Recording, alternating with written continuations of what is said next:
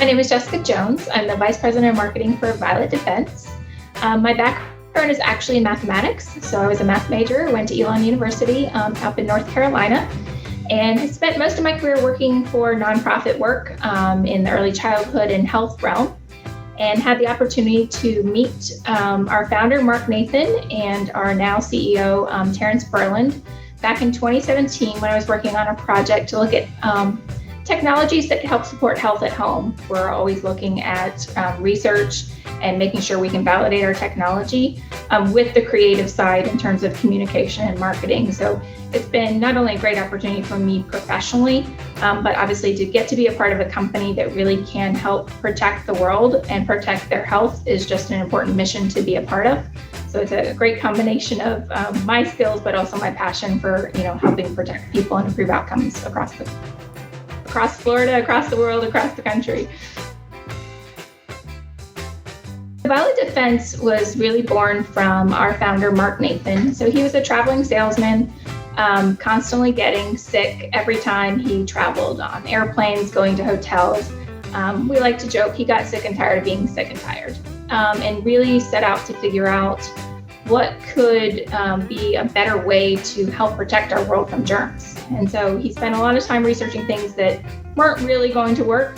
Then ultimately he came across the technology that is the foundation for all of our products. And that was basically a way to combine any sort of light source, particularly ultraviolet, with a specialized lens material. And ultimately what that does is allows us to get the energy that can disinfect and protect people where it needs to be. So as opposed to staying with the light source, it actually gets out there into these spaces and really disinfects things. So Violet Defense's technology is all about using the power of ultraviolet light. So if we think about sunshine, we know that ultraviolet is part of the spectrum that's put out by the sun. However, most of that doesn't make it to here on Earth because of our ozone layer.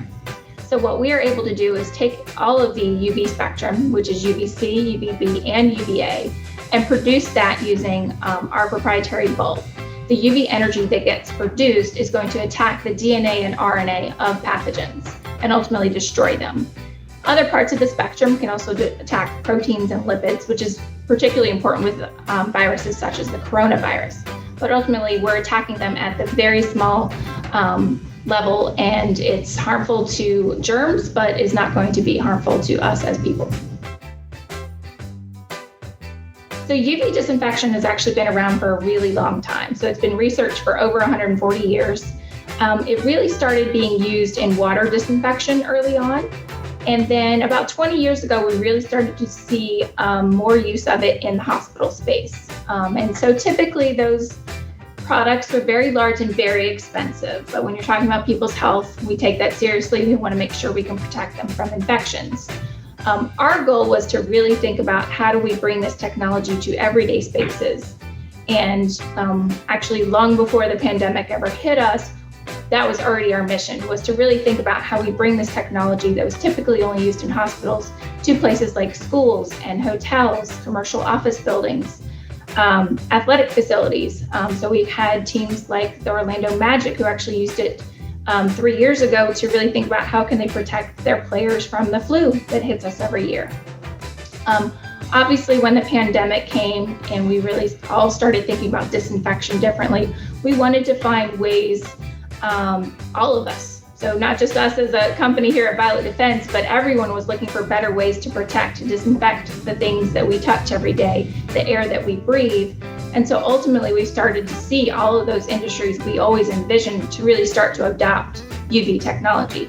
Public schools, we've seen universities, more athletic facilities, office buildings, labs, pretty much everywhere people gather and everywhere people are, we want to find better ways to protect ourselves. So we've started to see more and more of those industries to start to adopt UV technology.